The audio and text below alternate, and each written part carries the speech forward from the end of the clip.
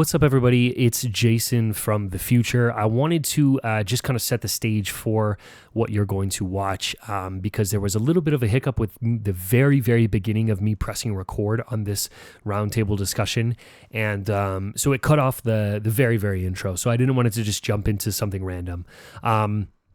For those of you who maybe don't know me, my name is Jason Pickett, and I am a dance educator, mentor, and speaker. And I own a company called No Starving Artists, which is what, the ecosystem you're existing in right now, if you're watching this video, is No Starving Artists. We're a dance media company, and I'm very, very passionate about education. I'm very passionate about, creating communication and creating dialogue. And, there's been some recent events in the dance community, specifically the collegiate dance community, with UDA Nationals happening, and a lot of incredible dialogue around race, inclusion, and things like appreciation versus appropriation when it comes to styles like hip hop and jazz, quite frankly. And I wanted to pull together a conversation with some thought leaders and industry professionals to talk about the perspectives at hand and to give a chance for people to open themselves up a little bit and think of things through a different lens. And so I challenge you to go into this conversation as open-minded as possible and to challenge your own thoughts and your own preconceived notions of what dance looks like, because I think you're going to learn a lot in this conversation that's coming up. And I hope that it continues or sparks something in you to continue pursuing knowledge and to continue questioning things, so that we can all create a better future for the younger generations of dancers that are going to come after us. So thank you guys so much for tuning in. I hope you enjoy this discussion. And without further ado, let's jump right into it. And then when all of this stuff with UDA sort of popped up, I saw that get amplified. And I saw a lot of, I was, me as someone who was kind of really on the outside, a guest in hip hop culture, also white, I was getting messages from people that are like, hey, why are black people mad about this? And, why don't they just get jobs, or why don't they, become judges? And so I took that as, okay, there's some education and perspective that needs to be had here. And I immediately was like, who can I sort of pull together to try to give some perspective and possibly some resolution? So like I said in the email, we'll kind of be working off of the main two kind of components here of like appreciation versus appropriation when it comes to Black and Latino culture, and then also just representation of people of color in the industry as a whole. And then there's some other things that I have that if we get to them, great. If not, great. But yeah, I'm thankful, and I'm really just appreciative of your guys' time. So without further ado, what I would first like to do is have everybody just introduce themselves lightly, give name, a little bit of an elevator pitch of who you are and what you do. That way, for anybody that listens to this later, they can, if they're not watching us all on the screen, they can kind of know who's talking when, and then we'll go from there. Does anyone want to volunteer to start? I will be real quick before I get started. Can you guys see me, or is my screen dark? No, it's off. Oh no. And I'm having technical difficulties. You're a floating avatar. Uh-oh. Should I log out? Log back in? Maybe jump out and come back in. All right, let me try it. See if that fixes it. Okay. No, it's okay. I'll be back. It's technology. It's great when it works and not when it's not. I was actually very impressed that I came in today and my setup it worked just without anything. I was like, that's how I feel every day. That's how I feel every day. Preston, do you maybe want to start? Do you want to kick us off with a little introduction? Yeah, why not? Why not? Hello, everyone. My name is Preston Miller. I am the founder and director here at the Dance Artist Prep. That's what TDA Prep stands for. We're based in Chicago, and we coach serious dancers that are ages 12 through professional dancers, focused mostly on concert dance styles, making sure that they have a very high level of technical understanding. We have a very athletic approach to how we look at dance and what we believe is possible of the human body. And then we have a very spiritual approach to what we believe about artistry and about what our ultimate goal is when we express ourselves. Very excited to be here. I think one of my big goals is to help build artists who are prepared when they walk into rooms and confident. And I'm excited to be a part of a conversation that can help contribute to that end. Thank you so much. On my screen, I don't know how it is on your screen, but Maya's kind of next in line. Would you like to introduce yourself? Yeah, sounds good. I'm Maya Williams. I'm a dancer, choreographer, and creative entrepreneur out of New York. I run a business called Dimensional Dance Collective, where we hold workshops for young kids to kind of bridge technique and artistry just so that they can have more sustainable dance careers. I come from a dance family. My mom was a professional dancer. She has a dance studio on Long Island, so I got most of my training there. Started getting into competitive dance around 6th grade. I competed at UDA Nationals all 4 years of high school.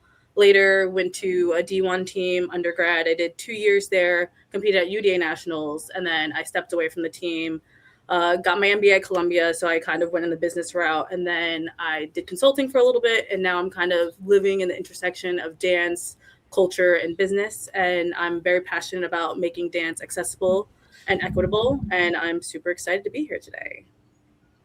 Thank you so much. Hutton, would you like to go next?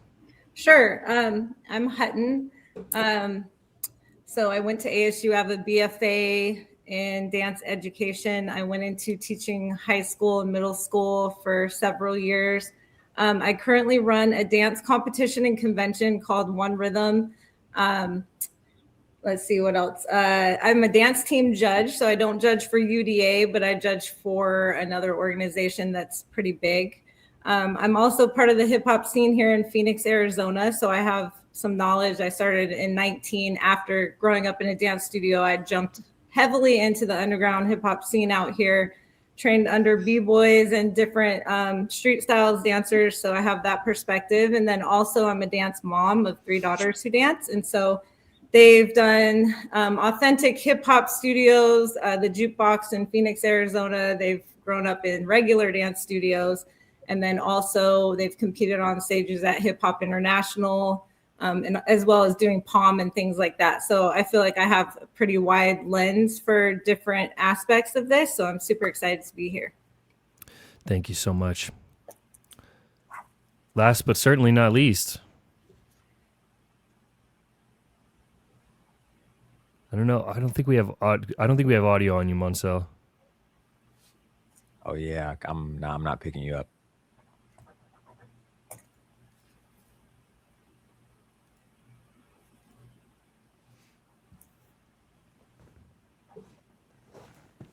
You can hear us, right? No, I can't. We can't hear you. See, there had to be something. There was bound to be something. If you need to exit and come back in, it may sometimes, I don't know, maybe that's just me being, that's the old, turn it off and turn it back on again, but it might help. That. There it is. All right. I'm trying different things. I don't have my regular microphone hooked up, so. No, you sound great. You hear me? Okay. So I was saying that I have a bit of a cold, so I hope I don't sound too rustic in my voice. I'm Moncell Durden. I'm an ethnocorporeologist. I'm also an embodied historian. Title-wise, I'm an associate professor at USC, University of Southern California. And my practice is in the morphology of Afrokinetic memory. That is to say, retentions, both kinesthetically and neurologically, of dance practices that are passed down through different heritages. I also study a number of different social dances globally. And so I look at the intersectionality of all of those. Been dancing my entire life.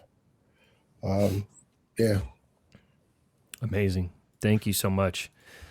I want to kind of jump right into things. And as I mentioned when I reached out to all of you, I don't want this, nor do I think it's effective for this conversation to be, just strictly UDA focused and, all the things that are wrapped up in that. I think there's a much broader, more powerful conversation to be had. But I would love to start with sort of the catalyst of this situation, which was what kind of transpired at UDA Nationals. And I think a good place to start would be answering the question that I received and that I saw people floating around, which was just why people were upset to begin with. And I don't know, I don't know if Maya, you maybe want to start off with this, because I know you had a great post about several topics around this, but maybe we can start there and just kind of, clarify, but add some context to as to why people were a little bit affected or a lot of bit affected with what kind of played out. Yeah, I'm going to be really intentional with my words. I competed at UDA and I was in the hip hop category. And I remember just having like this kind of cognitive dissonance around what was going on in the hip hop community there. I didn't really understand why. And I think because I'm from the space, like I recognize the amount of work and passion and like dedication that these dancers put in. And I personally like enjoyed a lot of the dances I saw. But I think when we take a step back and we really dial in of what's going on, I thought that there was a need for a larger conversation around appreciation versus appropriation. And I think that the hot topic is like everyone's talking about LSU. And I think that this line is it's a fine line. I think that the performance was very powerful, in a specific way. But I around the appropriation piece, it's hard when the Kendrick Lamar's performance, he specifically only had Black dancers when he did that. And co-opting the line of you can't fake influence when we're specifically talking about how Black and brown communities have influenced American culture and we don't necessarily get the recognition around that. So I wanted to just open up the conversation for people to start thinking about these things. I think sometimes we get really siloed and we're very passionate about our point of views instead of just having an open forum for people to learn. And feel free to, I guess I should have qualified with this. If anyone, feels the need to chime in at any point, please feel free. I think you said that incredibly well.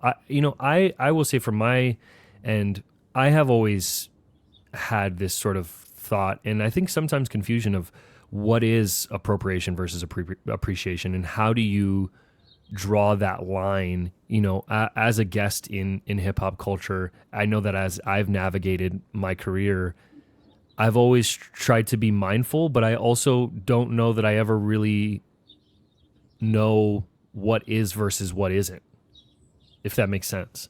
Can I chime in for a second? Yeah. So I created some slides on Instagram. I was able to get my words out better through Instagram, but I would like to share what I posted just to kind of give perspective. But I said the Super Bowl is one of the most white corporate sanitized stages in America. And so historically, Black artists are invited only when they're willing to soften themselves. And Kendrick did not do that, right? So he came out with West Coast hip hop, Black political memory, Compton. He controlled the narrative. He didn't none of the choreography was watered down. No pop friendly urban remix, nothing like that, right? So that alone in itself was radical. And so the backlash that white America had after that of not understanding what they saw, calling it too aggressive, not entertaining, confusing, not family friendly, those are kind of the same things, the patterns that we're seeing within dance studios across America that are some majority white owned. He didn't translate Blackness for white comfort. I'm just reading off my slides, but white studios often, we clean up hip hop, right? We try to make it super clean and entertaining. And that's literally what Kendrick didn't do. And so it says the culture doesn't exist to be palatable. And I feel like there's a big disconnect between understanding that and not understanding that. But when we're judging dance team, we're judging often on like uniformity, hyper clean lines, crowd pleasing, institutional approval, right? And so I listened to Moncell the other day, and when you showed the examples, the video examples, and said that's basically cheerleading, it is, right? We're judging it literally on almost the same score sheet as we're judging pom and jazz. And so it gets very watered down, and we see it across the country. We're like, that's not hip hop, right? But like you said, Maya, we are able to enjoy it because we understand that it's in a separate space. It's not in the authentic hip hop side. It's in the palm world. So we can still appreciate what LSU did to that piece, but we also have to dig deeper. And so the big question is, do those white choreographers understand the implications of what they're doing? And so that brings in the whole cultural appropriation. Like, are they aware that that line that they're putting on their trucker hats is literally what it means, like the depth of what he meant by that statement? And I would guess that they probably don't have the awareness, because had they had the awareness, it would have been approached totally differently. And I don't even know if they would have used the Super Bowl remix. So I think the problem really is they use the Super Bowl remix with Samuel L. Jackson as Uncle Sam, and like even the meaning behind that, right? And they did have Black dancers. Like, I'll give it up for LSU. They have a more culturally diverse team. Good job. And they featured Black dancers, which is great, but it's still white coaches, white choreographers, white institutions that are judging it. And to go back to it, sorry, I'm just rambling, but UDA, this whole controversy sparked up because their judging panel had no Black voices at all. So I do know one Latina girl that is there. She was on Rocksteady Crew. Bonita, shout out to her. She's a hip hop expert in the field. She was there judging it, but there was no, from what I saw, Black voices at all. And that is super problematic from an organizational standpoint. Like, there's no excuse for it. This is collegiate dance. This is the highest level. This is the Super Bowl of dance. There's just no reason for that to be happening, right? So that's kind of my spiel. But so I have a bit of a loaded question off of that, and I'm prefacing that because I put together some questions that were intentionally, things that I think would be really helpful for people, and some of these are admittedly very loaded. Is it okay? And maybe that's the wrong verbiage, because maybe there's none of us, on this call here that are even in the spot to make this say, but is having white people in position of power in hip hop spaces an issue? Yes. Yes, but it's very layered though. So this is a very layered conversation. So of course you could be white and be a choreographer and be in these spaces, which is what I do, right? But if you don't have the awareness behind what you're doing, you're not teaching the history behind the styles. One thing I wanted to bring up was, like, you have to first acknowledge that this is a Black and brown dance, right? Where it came from. If you don't even have that baseline history of where it came from, then can you even acknowledge that? Right? So you're having generations of white dancers learning hip hop in these settings, and they're not learning the history behind the dance.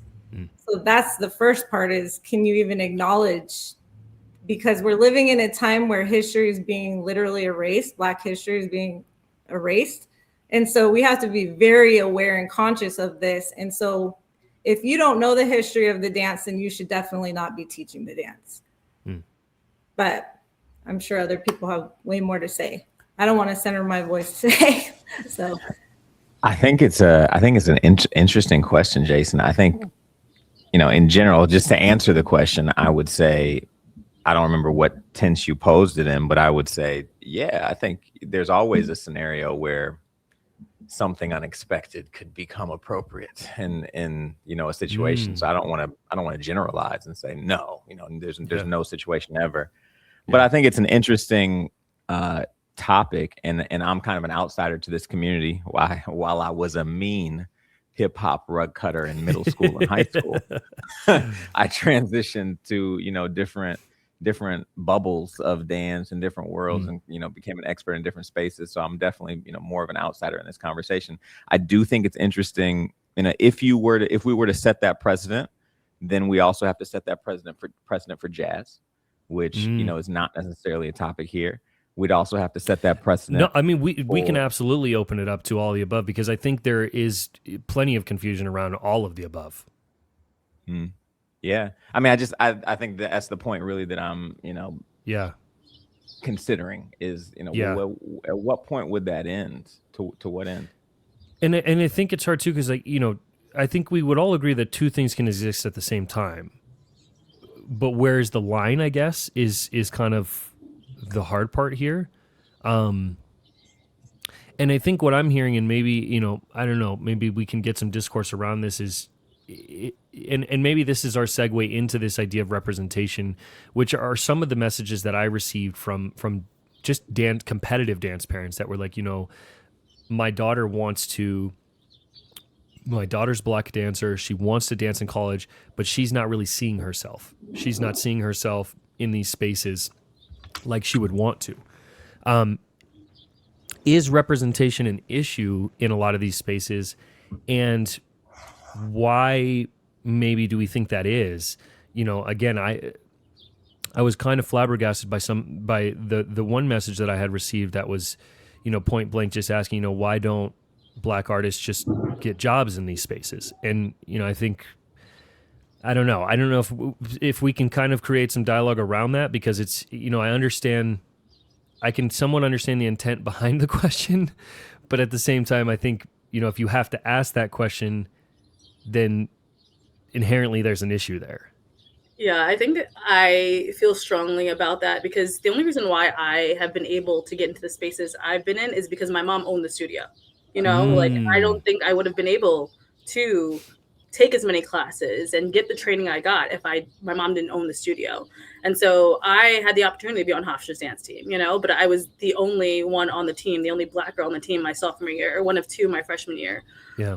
And so I think that that's the added nuance. And I think that there's also, we don't have generational wealth, or like our grandparents that have the money to be like, hey, I'm going to dish thousands of dollars for you to get this training. That is not a reality. And I grew up relatively privileged, compared to the average black person. And I'm a guest in hip hop in some capacity too, because I didn't grow up, learning hip hop to the degree. I was doing more Horton and more, Eurocentric dances. And so I feel strongly about that topic. It's like, why don't we just do it? It's easier said than done, in my opinion. Can I jump in here? Absolutely. I'm being quiet because the dance team arena is not my field. I am aware of it. I know a bit about it, but certainly wouldn't call myself an expert in that arena. Just picking up, I'm taking notes. Just picking up on a few things. I would definitely say, going back to your question of appreciation versus appropriation, I think one of the things to consider and have a conversation about is reverence. While you can appreciate something, there can be a different reverence for what that thing is. And there seems to be a lack of understanding and or curiosity and willingness to delve deep into the importance of the context of hip hop, what it means for each community, and even going back to the early 2000s when I was teaching in many different studios in the suburbs of Philadelphia. It's the same dance model that you see in most studios. We want to get to the end of the year and do a recital, just some kind of showing. Hip hop, as it was growing, many of those studios had no idea what hip hop was. I spoke to many owners where we would be in conversation because they would tell, and you're all familiar with studio model, the 18-year-olds teach the 15-year-olds, the 15-year-olds teach the 17-year-olds, and none of them should be teaching anything. But hip hop became this, for many studio owners that I spoke to, it was like, well, we don't know what hip hop is. And they thought it was the new name for jazz. And the jazz they taught is not even jazz. Those are styles. Bob Fosse, Luigi, Dear Donald, those are styles. That's not jazz dancing. It's labeled jazz dancing, but that's a huge problem in people's understanding. But which is sort of a different conversation. But with hip hop, I've literally heard studio owners say, to ballet dancers who were prominent ballet dancers in those studios, well, just look at a music video and do what they do. That's first of all, that's not teaching. You can't learn how to dance by doing choreography. Choreography only teaches you memorization and maybe how to perform, but you don't learn how to dance by only doing choreography. So that was one of the things. It's like a lack of understanding what the forms are that are housed under this umbrella term hip hop, which is in and of itself problematic, because to umbrella, use the word hip hop as an umbrella for multiple forms is disingenuous, because it dismisses all the people that are pioneers and creators in each form. Popping is not hip hop. Locking is not hip hop, and they have their own creators and, you know, vocabulary and so on and so forth. So it becomes that. It's like we want to throw it into this mix without really understanding it. It's a fad thing to do for fun. As a matter of fact, when I first started teaching in universities, I had a director tell me that my class was a fun class for students to get away from their real dancing. And of course, I had to shut her down with that. But getting back to like the idea of reverence, I think that there are layers of understanding what dance is and what communities are. For UDA or for any kind of dance team thing that utilizes the term hip hop is a completely different thing from what one might call the inner core hip hop community, if you will, just to give a name. And the two don't even care about each other. What happens within the inner core of it is it. And if we don't know you, we're not thinking about you. If I hear names, and people say this to me all the time, oh, I was taught by so-and-so. I don't know who that is. And I would know. And if I call 3 people and nobody knows you, you're not in this world. You don't know what Just Boo is. You haven't been to Just Boo. You haven't battled. You haven't earned your rep in those spaces or summer dance. And I don't really go to events anymore. But if you don't know these events and you haven't participated in these events, you are talking about a different community of people that recognize hip hop as something different than over here. And I'm not dismissing it, saying it's bad. What I'm saying is it's just different communities. And however you want to address the quote unquote core, that is meaningful. That is, as I forget who mentioned it, but that is where you're talking about the lineage and the pioneers and what's being passed down. And that is a staple. And so when you see things like Hip Hop International or maybe the collegiate dance teams, or either dance teams amongst universities that are not performing at things like UDA, we're just like, yeah, that's, y'all are doing something else, because that's not this. And it's not, the fact that you can come together collectively and put on a show is great, and the movement will be amazing, and maybe the choreography is even amazing. But if you yourself can't get busy right now in this circle with us, you're not a part of this. And I saw that in the studios coming up that I was teaching at, and I'm gonna say this and I'm gonna shut up. A lot of, when I would ask the kids, like, how many of y'all listen to hip hop music? Hardly any. And it might be one student, maybe 2, that are like really into it, that I would take to a jam, and they was like, oh my God. And then they really got into it. It was like 1 or 2. But for the most part, let's say the class was Wednesday night at 7:30. That was their moment to be hip and cool. Like, yeah, I'm in a hip hop class. You don't listen to hip hop music. You don't care nothing about hip hop. Your hip hop existence is 7:30 on a Wednesday night to 8:30. Outside of that, this is out of your mind. And so again, it's a whole different field. So when it gets to this level, I'm sort of just sitting back looking and listening to you all and hearing the conversations, and I can interject some ideas and to spark more conversation, or maybe even different conversations. But I think coming back to reverence is a huge thing, because even in the world of, again, the jams, whether it was B-Boy Summer, or Freestyle Sessions, or 36 Chambers, or Step Your Game Up, or Ladies of Hip Hop, or Just Boo, or Summer Dance Forever, any of these events, One of the things that is quite interesting, hip hop reps where you're from. Now, because of the internet, it's much broader, but there's still a level of reverence that exists. So if you're in it, we've saw how it can be monetized, and we go ahead and do the thing. But if you're from LA, you might crump, and it's attached to LA. Harlem, light feet. Detroit, jit. Memphis, juk. Chicago, footwork. They don't rep other places. They rep where they're from. And so people, I'm doing this. You ain't even from there. What you adding this? You don't know nothing about crump.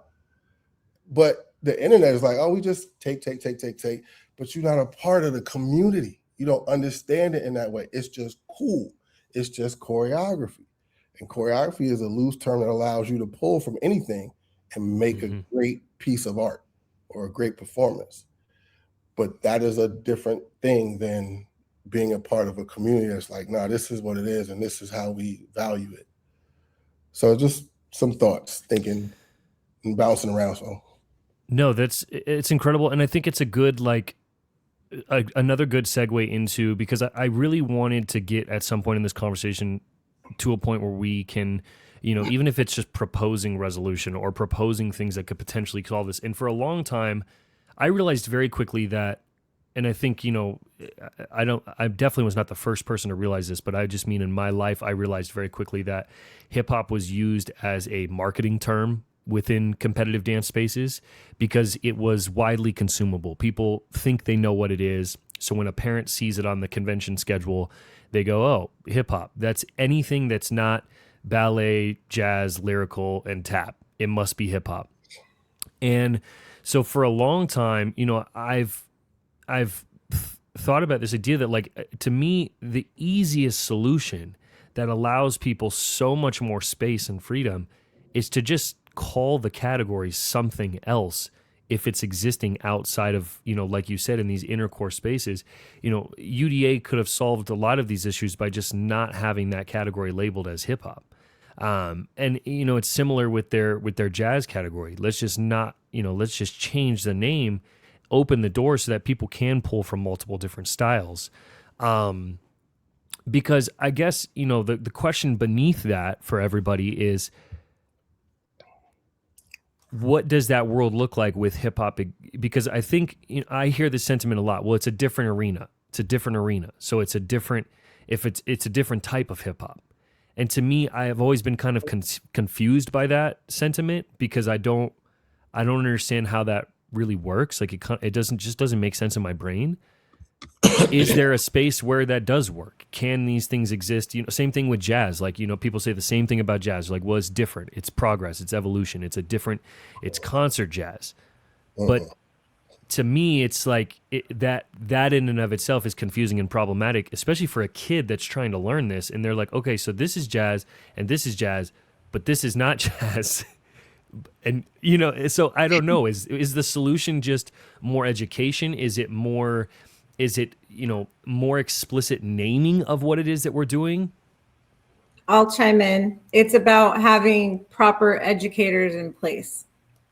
So it comes down to the education these kids are getting in their dance studios. So there is a way to go into dance studio spaces and teach authentic hip hop, but you have to teach a lot of things alongside of it, right? It's not just choreo and repurposed work, right?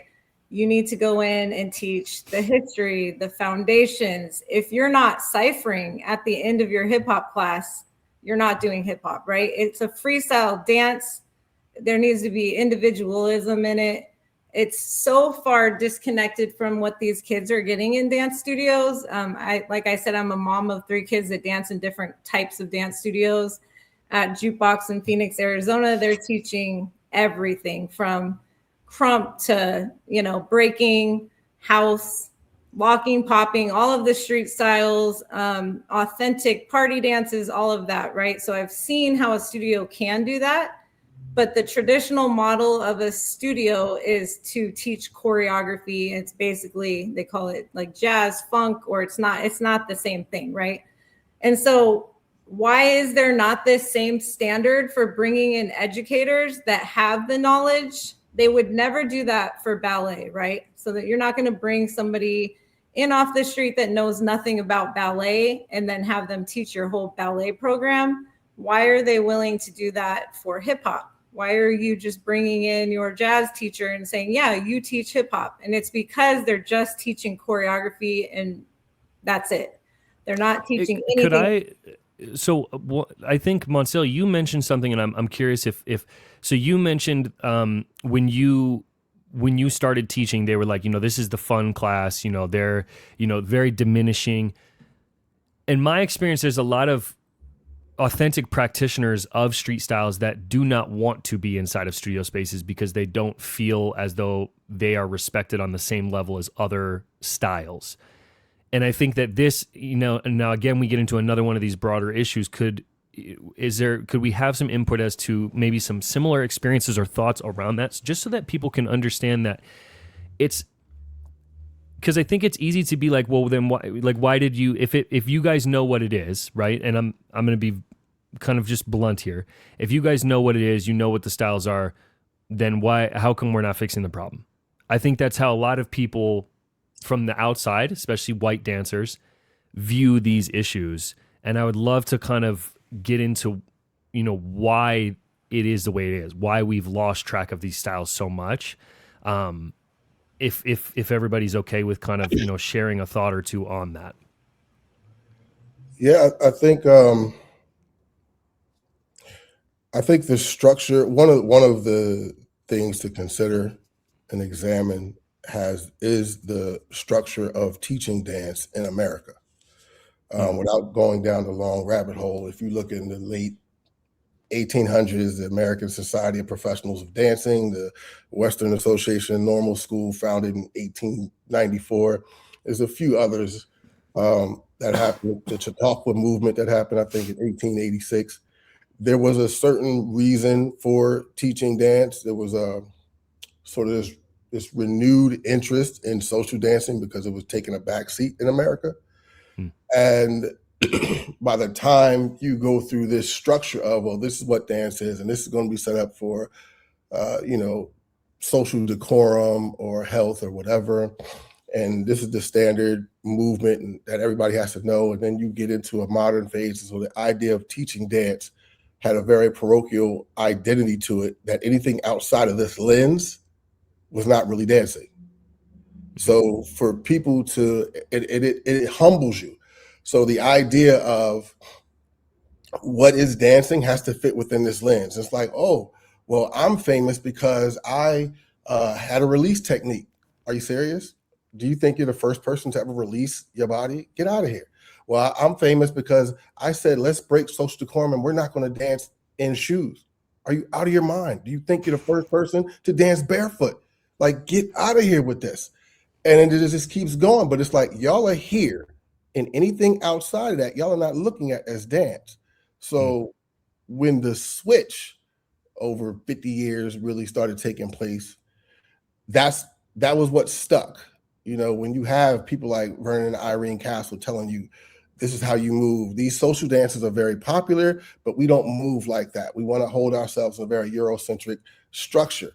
That becomes the precedent. So all the schools follow, and then people believe what their teacher told them, and they don't question their teacher. And I tell every student, question every teacher you've had, because somebody else told them that doesn't mean they're right. And so that becomes the model. This becomes what dance is. This is how we teach it. And it's just next. Well, my teacher came from. And then I'm like, yeah, that's not what that is. That's what they tell you that is, but that's not what that is.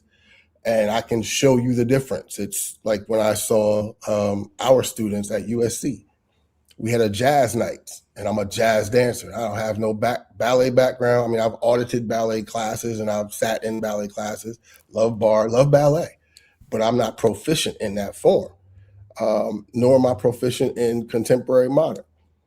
But I'm watching our students rehearse, and they're doing a Paul Taylor piece, and I'm naming every step they're doing. and they don't know the names of stuff. I'm like, yeah, Paul Taylor got that from authentic jazz dancing. This is how it's supposed to look. But in his creation and his stylization, it looks a little different, which is nothing wrong with that. But if you don't know what his influence was, that's when we have a problem, because now you don't know that this form exists, and you can learn that as well as his style. And so when we get to the education, I'm like, you got to bring in the people that know, but then what that does is that disrupts finances, because now the teacher that was teaching this many classes, maybe they don't have it, because now we have to bring in these other bodies to do this movement. And maybe more people are interested in that. So there's a lot of ego to deal with. There's a financial structure to come across. And it's like, if you can't do it, like there are plenty of people who can teach and can't dance. That's a common thing. Just because you can do choreography doesn't mean you can dance. And just because you can perform it still doesn't mean you can dance. Those are two different things. And getting the right educators in there, I think, is important. Finding out who is leading in the community when it comes to hip hop in particular, and bringing them in, not just the one that looks cool, but vet them out too. Like, hey, I'm a hip hop dancer. Prove that. Let me, have you been at these spaces? Do these people know you? And if they don't, that's a question. That's a question mark. That's like, it doesn't mean they can't grow. Maybe they haven't had access, but it's like, if you're interested, then you go get that information. You go get that knowledge. You go to get that experience, and then you come back and you inform everybody else on what's going on. But that doesn't seem to happen. And I see it all the time. I've had students in my class who are, I've had 6 years of hip hop, and I start asking a few things, basics, and they're like, I've never heard that, because you haven't been learning hip hop. So that's we have to vet teachers out, even if they claim they from the hip hop community. We got to vet them out too, and make sure that they know what they're talking about, because they do that in ballet. Like I'm sorry, I forget your name, but Hutton, was it Hutton? Like said, like you don't see that in other forms, but other forms are supposed to be, well, this is dance, and these other things, they're just fun things for people to do. It's not that serious, but it is, because the cultural heritage within this is very deep for all dance forms. In my opinion, there is no hierarchy in dance. There's just different cultural aesthetics and ways and reasons and meanings, but one is not better than the other. And we have to take that away and start realizing that, and then learn why these movements are important, what these gestures are, and where they come from in the meaning. I'll add one more thing and then shut up, because I know I'm long-winded. One of the two, there's a number of dances, but two dances I often ask people about is the Nay Nay and Hit Them Folks. And I ask the same question. Why are those dances named Nay Nay and Hit Them Folks? And what do they mean? And no one ever knows. I'm like, if you don't know that, but you're doing it, I'm not impressed. Like, I'm impressed if you know what you're doing. You got to put me on now. What does it mean? You got to put me on. Well, long story short, comedian Derek Fox he's from Jersey. At the end of his set, he would do this character called, I think her name was Chandra. Martin Lawrence saw it, and then he created his character, Shanae. And he put it in his show. These kids in Atlanta around Stone Mountain, We Are Tunes, they created the dance, and they called it Nene, short for Shanae. But Shanae's character in Martin's show was a representation of the stereotypical characteristics of the quote-unquote angry Black girl. So when she was doing like, in the 90s, talk to the hand was all the rage. That's what the Nene is. It's talk to the hand, back up, and you give in those tropes of Black women by rolling the neck and all that. So that's what that is. But nobody know that. But they'll make fun of people doing talk to the hand. They'll make fun of these tropes, but then they'll do that dance. And I'm like, look how foolish you look. Or Hit Them Folks. Oh, it's hitting people. No, it's a basket. It's about playing basketball. Lil Day and Booker T. Washington Projects in Columbus, Georgia, and his friends made up the dance. It's dribbling the ball, it's pass, assist, and dunk. And once you understand the context, then your creativity blossoms. So then you don't have everybody just doing the same thing. Now I can alley-oop, I can double stuff, I can, you get really creative when you know it. You could do it for football, you could do it for other things, but if you're not from that community, you won't know what any of those gestures mean. Millie Rock, all that. If you're not from those communities, you just see the dance. We all do. We see it, and then we just copy it. But we don't know what it means. But when it comes from something, there's a reason that it has a name. There's a reason it moves the way it moves. You have to find out and go to those communities and know what you're saying and know what you're actually representing. People say they're representing, but you don't even know what that means. And that's a deeper conversation. But this type of stuff, it's really hard to get young people interested in context when the only thing that they see is doing a recital and maybe getting a trophy. Yeah. There's no cultural dynamic. All dances are cultural practices. It is an opportunity for you to learn about a group of people, where they come from, what they believe, how they express themselves as human beings, as artists. And it's about learning culture, not just about arbitrary movement. But dance has become this entertainment thing, and it's about the performance. And I sort of lean the other way. I like the performance, but I'm more interested in the cultural aspect of who these people are, and then your ability to just showcase something. I wanted to, Neil, I muted you for a second because there was some construction. How are you? Sorry. Oh, No, I'm fine. good. Sorry, I'm late. I love that. Even thinking I of appreciate you making time and jumping on. Appreciate it. With the Whoop Rico, right? Another Atlanta dance. That came from a kid getting beat up at Six Flags. That was on the news down in Atlanta. And then it became a dance. And we see that boop, boop, boop everywhere. And now it's coming back again. And it's like there is meaning behind these dances. It's cultural exchange. It's community. And if you're not a part of it, you're not going to know it. You're not going to understand it. And yeah, you're doing it, but you're making fun of it and not even knowing what the fuck you're doing. Sorry. Yeah. I don't know. My language is colorful. You're fine. But yeah, it's frustrating. To piggyback off of what Moncell was saying, it's frustrating working with youth and trying to teach them the history or the meaning behind music. It goes over their head. They're not concerned. I was teaching the class and I'm explaining, and this happened several times. We're doing our little segment on breaking and the history of breaking and where it comes from. And I've literally had kids who signed up for my hip hop classes saying, I didn't sign up for breakdancing. I signed up for hip hop. I don't want to learn this. And I'm just blown away. So it's frustrating. Yeah. Well, I think, Maya, you brought up influence earlier, and I think this topic of discussion is interesting because hip hop has such a massive influence that I don't think people even aware they're being influenced by. Because to Neo and Moncell's point, they're doing these dances because they see them online. You don't see regular people just casually standing in first position.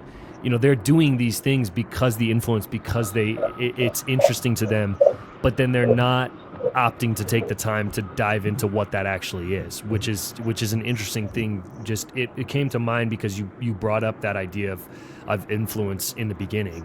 Yeah.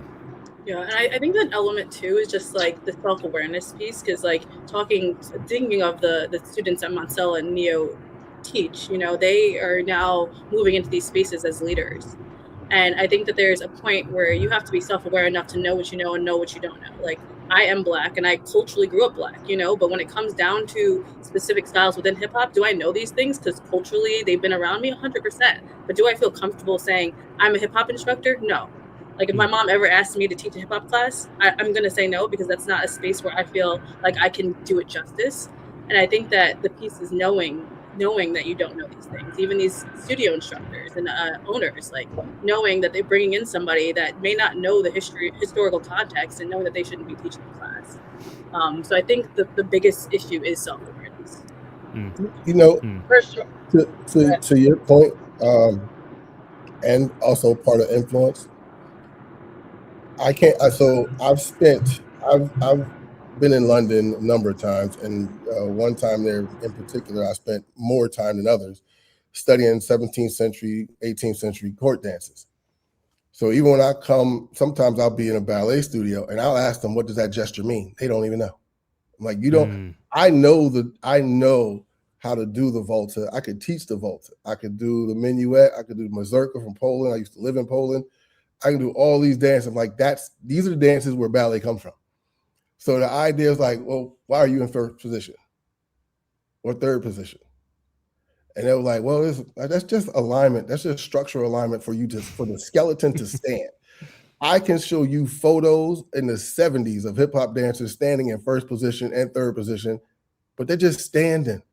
I can show you LA cats in the stance, second position, first, third. They're just standing. That has nothing to do with dance. It's co-opted to mean to be specific for dance. But even in that education, when I ask people, well, why are you lifting so-and-so in this movement? They don't know the social context behind lifting a woman in the dance. And I'm like, y'all are just learning movement. Y'all are not learning the culture. So it's across the board. Dance has, in my opinion, has leaned towards performing so much, it's not for dance. Like I've had the opportunity to perform many times. I never enjoyed it. That's just me. But it was a job. But the enjoyment came when I went to the club and I got to get down with everybody. On stage, that's a job. I'm not thinking about that. That's just to do this thing. But it's not expressing me. That's expressing someone else's idea. Expressing me is when I'm in the club. And I love to dance. Even if I never perform in my life, I'm still going to dance and I'm still going to practice as hard as I practice. A good friend of mine, Ejo, in the documentary Check Your Body at the Door, said something I thought was amazing, speaking towards house. And he was like, well, why would you practice this much? You're not going to get paid for it. Because we love it. We would practice, no job in sight, no company, no nothing. We would still practice every week to have a new thing to take to the club, to take to the barbecue, to, whatever, all week long, because we love it. And it's a different reason for dancing. And it's not to belittle, it's just a different mindset that comes when the focus is purely about the proscenium. And to jump in on that, like my mom's dance studio is predominantly Black. So we spent a lot of time focusing on the artistry and the storytelling piece. Like we would do a Black History Month show. And so that is how I grew up dancing. And so, I grew up on Long Island. I was in a predominantly white town. So my friends were competing. So I started to compete. And it got to a point where I was in college and I was like, how did I get here? This is not why I danced. I danced because it was for me and to express myself and to move my body. And that's how I was raised. And I don't think that is the core piece at a lot of these other studios. Yeah, dance it's amazing that dance does have the ability nowadays to get the job. That is quite amazing. And even going back to the 80s when it was a new thing for the hip hop community to be, on stage or in film or whatever. So, that's amazing. But there's still that love for just knowing how to move your body and express your joys as well as your sorrows. And it's now, it seems like we want to win the trophy. And we want to get, and I'm like, what about just and not that it doesn't exist, but I think that, again, that mindset can be a different ideology when we start talking about dance teams versus cats who are just on the block dancing. And I think that's the disconnect that's going on in the competitive space, is that a lot of these art forms were created by Black people and they were forms of self-expression. And now we're trying to monetize off of it. And so that is, the reason why I wanted to make my video, to explain that piece. And I think Maya made, go ahead, Neil. Sorry, to piggyback, I think Maya made a really good video, this is how I came across Maya, talking about how capitalism has affected dance. And I think that's, a big part of what we're talking about here, how it's no longer it's about production over the actual product. So the product of dance as communication, as history, as a cultural artifact, right? We don't care about, not we, but people don't care about sharing his lineage and his history and putting the why behind dance. We just want to get as many kids in the room. We just want to teach these steps We just want to make money and have a turnover, and I think that's what we're seeing is production over the actual quality of the product. And I think we see this in multiple industries too, because you can relate it to like the consumer industry. Like, you know, these private equity firms will buy up these companies that were really solid companies and then reduce the quality of the product, and they're selling it to us. And I think that's similar of what's going on with dance is that, you know, we're trying to sell a product and it's reducing the authenticity, the quality of the product to sell. And then in that business model too, to add on to what you're saying, you know, like I said, when I first started teaching in studios in the early 2000s, the monetization of it was the most important thing. So even though these studios were unclear and unfamiliar with what hip hop dance actually was, they knew that, you know, Studio A had to start having a class called hip hop because Studio B had it. So we don't want to lose our students to Studio B. So even though we don't know what it is, we got to move. We got to do something. And that became, you know, part of this rabbit hole as well.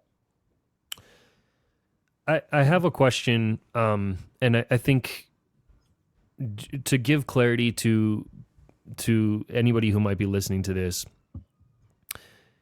is the issue, and this is kind of, you know, I'm taking everything in and I'm like, okay, how would I translate this? Is the issue that white people are involved in black styles of dance, or is it the issue of the care, reverence, and appreciation for those styles up to this point? Because I want to make sure that people, because I think a lot of people are taking the conversations that are happening, not today in this call, but in general, as, you know, white people can't be included. And, you know, again, I don't know that any of us on this call are, I don't think anyone in the world is maybe that say, right? But is that more so of the conversation here? Is not necessarily the accessibility and the inclusion, but the approach that's happening from white people when it comes to these styles? Yeah, I would definitely say it's the approach. Say it again. I was saying that I definitely think it's the approach. I don't know.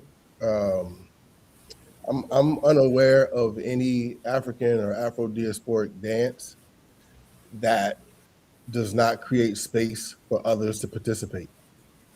Like you can see this all over TikTok or any social media. You know, it could be primarily black folk and the white person or this poor person and they're the Asian person, they're there, and you'll see people like, oh, you like they, because you cheering that, like, we're sharing in this and we want you to share in this. The whole idea of call and response is about, no, that we're not performing for you. This is participatory. And so we want that engagement and we're providing space. It's when people feel, and usually going back to appropriation, when one might feel there's space created for that, but now you're going to try and take this and go to another level and not mention where you were included. That's because when we're in the club or we're in the community and the environment, nobody cares about this person's racial background or whatever. No one cares. They only make an issue of it when that person gains access, whether that's financial access or whatever it is, and now they're taking off and they're not talking about you or bringing you or where they got it from.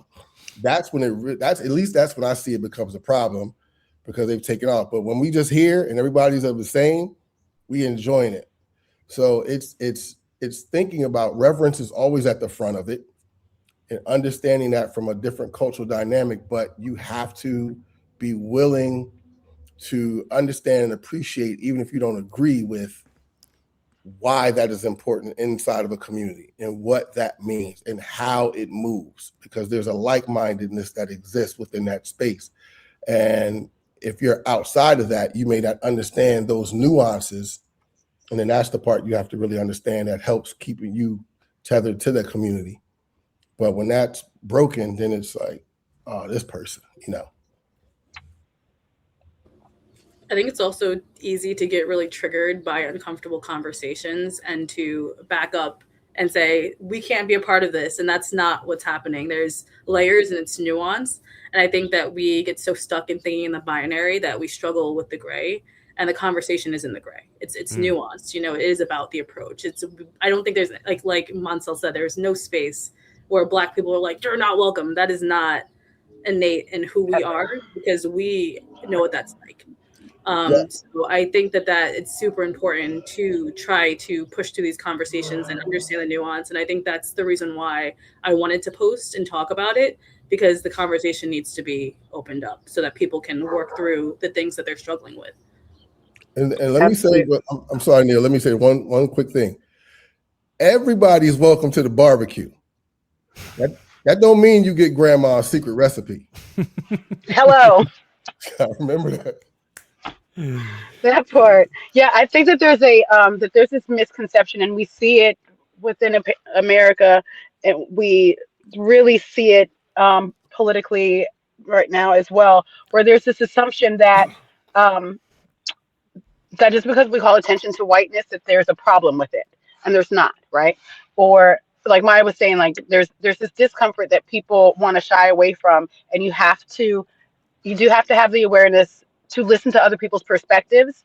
But there's this assumption that that because something happens to Black people, that then Black people want to do that back. Like, no, we're very welcoming in everything and anything. And I feel like sometimes people lean into that and run with that. And they're like, no, hip hop is universal. It's for everybody. It absolutely is. But that doesn't mean that we're not going to acknowledge that hip hop is from Black culture, and that what we see globally within hip hop is inspired heavily by African American culture. So that doesn't mean you get to completely like separate the two and then say you're wrong for trying to call attention to acknowledge that this is a part of Black culture. No, it's everybody's culture. It's this, it's that, it's for all of us. Like, chill out. Like, it's okay. We're sharing, but you still need to give us the credit over here. And just because you think that once you pull or participate in it or pull something from it, you monetize it, and like now you make it your own and you did some jacked up shit. So I'm jumping all over the place, right? Because I'm thinking of like looking at whiteness studies and how Black culture has been appropriated, and then how Black people in America have been treated. And there's a fear that if we create equal playing fields, that you're going to do to us what we did to you. And I feel like that's not the case with Black culture, and that's not the case with hip hop. Like, just we can share over here, but just acknowledge the shit. Like, we want to share, we want to build community. This is how we communicate. This is how we learn and grow. Sorry, I was going on a tangent. No, 100%, 100%. Preston, do you have any thoughts on this topic? There's so many thoughts, man. This is we're talking about the integration of America right here. There's so many so many topics, so many thoughts, and I actually have to jump off in a second here. So I hate 100%. To add a explosive topic and then leave. But I think I can back up. I can give my perspective, and I think that I am from the suburbs of Chicago. I'm like, second, third generation suburbs. It runs deep in me. And I have learned how to survive in America through that perspective, right? And that is one perspective of being Black in America. And that perspective for me has been that growing up, I'm going to hear a lot of things described or owned or put into a perspective that does not align with the experience that I know to be true when I go see my cousins, or when I, see my own family talking in the kitchen. And yet when I go to school, when I go to these public spaces, I'm going to hear things that I don't agree with. And for my own safety, it's better for me to figure out, to let that be whatever they say that is, and then go over here, kind of like how Maya was saying. Luckily, I own the dance studio, and so I can come over here and create a space. When I was going to coach principal ballerinas at New York City Ballet, and I would walk in the room with my hat backwards, the artistic director would say, "There's hip hop coming into the building."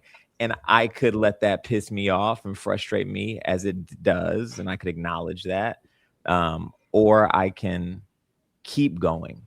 Don't stop going. Just let that be the issue that's over there, and let that stay over there and keep going. And that's the method that I've adopted based on my life experience, but there are millions of ways to survive that Black people have figured out in this country. And I think it's interesting to talk about that in this space. And so I appreciate you, Jason, for creating this platform and creating a place where we can have those dialogues, but they're deep and they are explosive, and there's a lot that goes there. So I've learned so much just from listening to you all. And Maya, you've been eating on this. I didn't even know that was you. I didn't know that was you until somebody said it. You've been posting the stuff. I've been seeing it like, okay.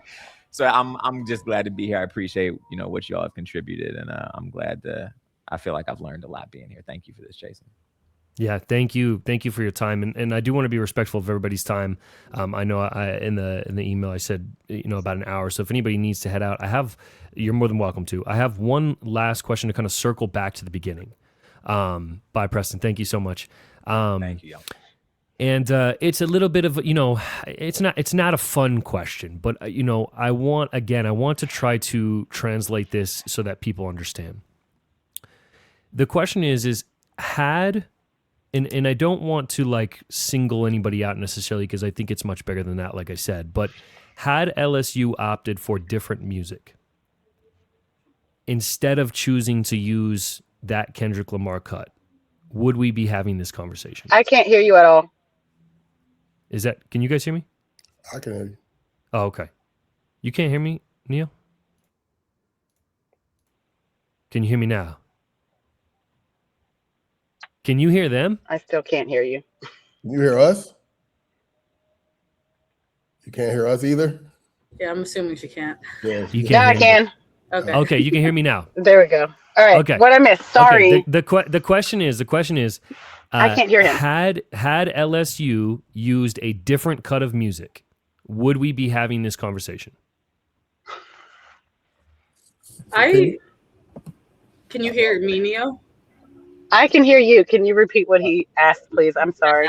His question is if LSU had used a different cut, not the Super Bowl mix, if we'd be having this conversation. I think I probably have a different perspective. I feel like I want all of the perspectives. Yeah, I feel like this is a larger conversation than just LSU, in my opinion. I think just listening to the conversations had, a lot of the issue comes around the fact that a lot of these dancers are not in community with other Black people. So their image of what Blackness is a very stereotypical version of what Blackness is. It's do-rags, it's, Timbs, it's whatever they think Blackness is. And so they are co-opting and trying to connect to a culture that they don't know anything about. And I think that is across the board the larger issue. Yeah. And so to the LSU point, I think it would have been better if they used a different mix, but I think it's a larger issue than just what LSU did. I completely agree. I think it's definitely a larger issue, and it's a conversation that's been going on in the competition world for years, but it goes on privately. Black teachers amongst Black teachers, we discuss it, but your judges will discuss it to other, Black people, but we're not having these conversations with our white colleagues. And I feel like there's not a concern to be open to listen to our perspectives, to hear it, or what happens sometimes is because you get your stamp of approval from your Black friends over here, then it's what do you mean there's a problem? But no, my friend said it was cool. They gave me the okay over here, or I trained with this person over here. They gave me the okay to move forward and do this. They're not offended by it, so why are you?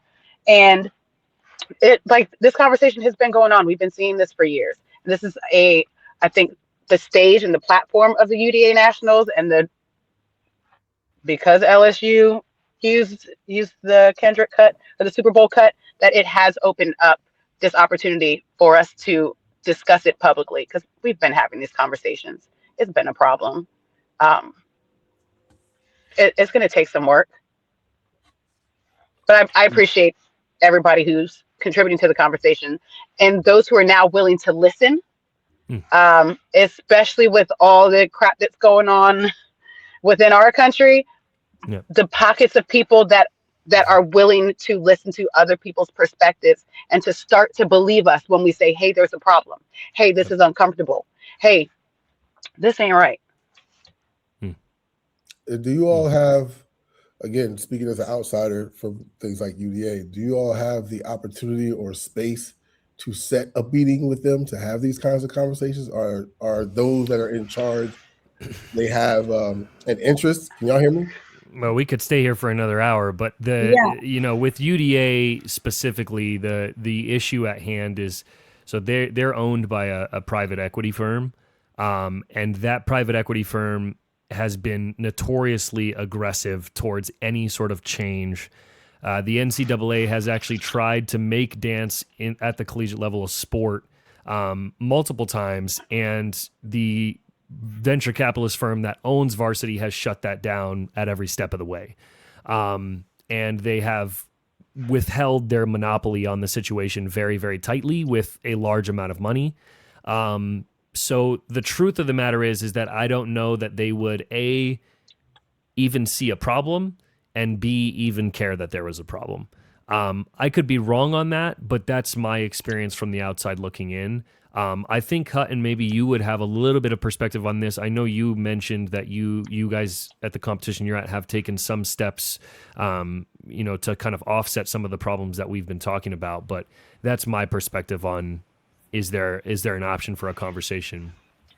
So I work for another organization that does dance team, and they center Black voices in all of it. So from the judging panel to the score sheet, changing things on the score sheet to make sure we're judging hip hop correctly.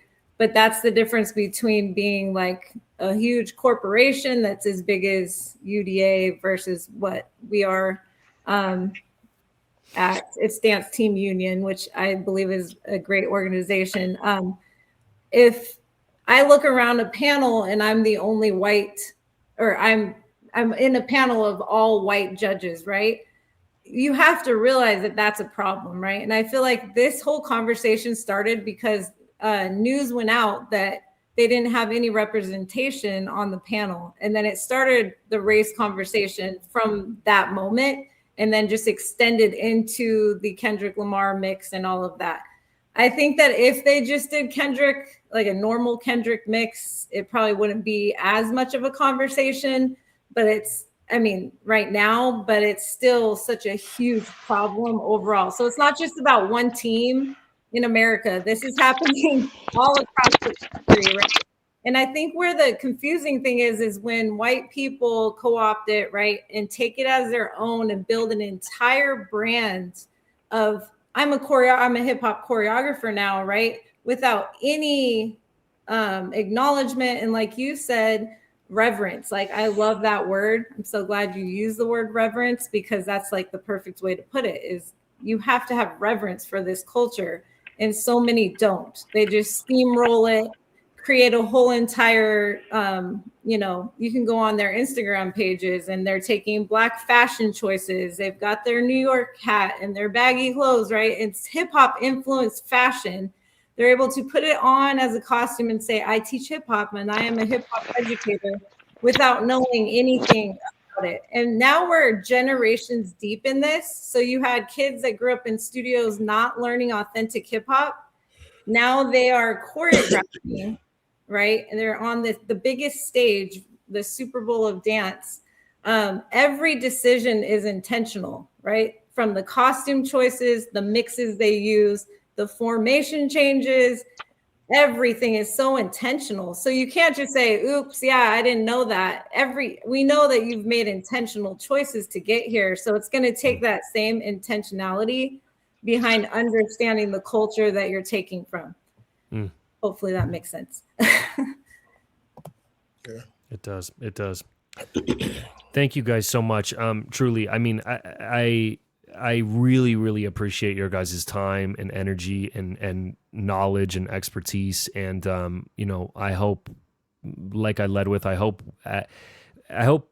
at bare minimum, people hear this and at least start to think and start to question and start to open themselves up, because, there's been some incredible, knowledge and perspective shared. Does anyone have any last thoughts that they would like to leave before we kind of wrap up? I have 3 things in mind. Something I was going to say a little bit ago, but you're all familiar with sort of hip hop's moniker, I guess, if you will. Peace, love, unity, and having fun. People will throw that out there, but they need to ask themselves. First of all, that's not hip hop. That was co-opted into becoming hip hop.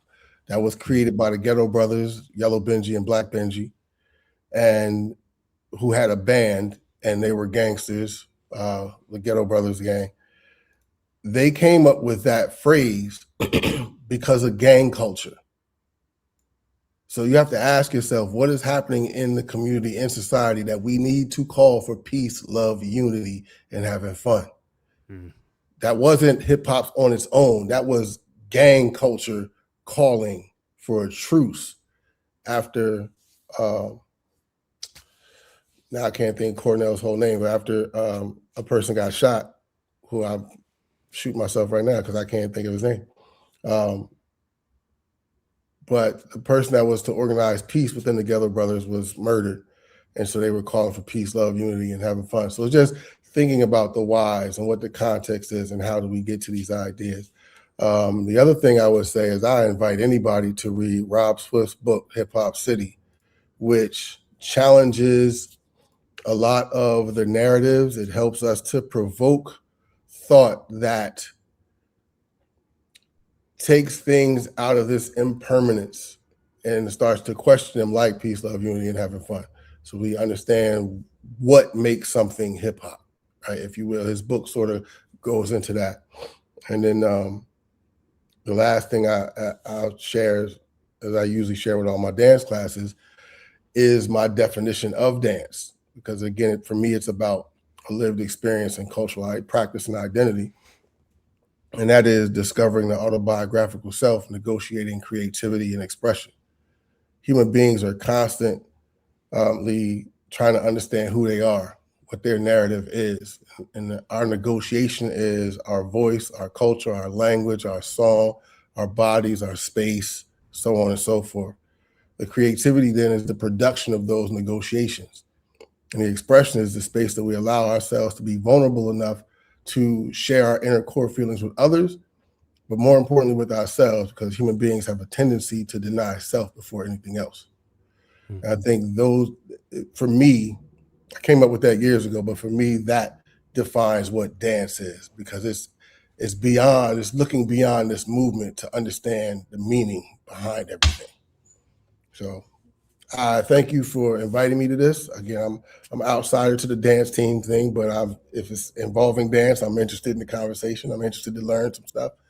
And I just appreciate you having me and appreciate everything everybody had to say. And I learned a bit myself. Thank you so much. I appreciate it. Thank you, everybody. Really, again, I'll say it a million times over. It means a lot that you guys, answered the message, answered the call, however we want to phrase it, and hopped on today. And I hope that this at least continues to kind of amazing. Boom. I hope that this at least continues to push the conversation forward and, sparks up some other people to kind of pick up the camera, pick up their voice and speak out. And I appreciate you guys so much.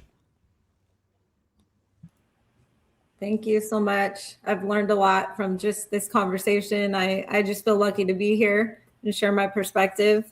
I think we can all grow. It's about coming together and trying to figure out what the best way forward is. And I'm just thankful to be here. So thank you.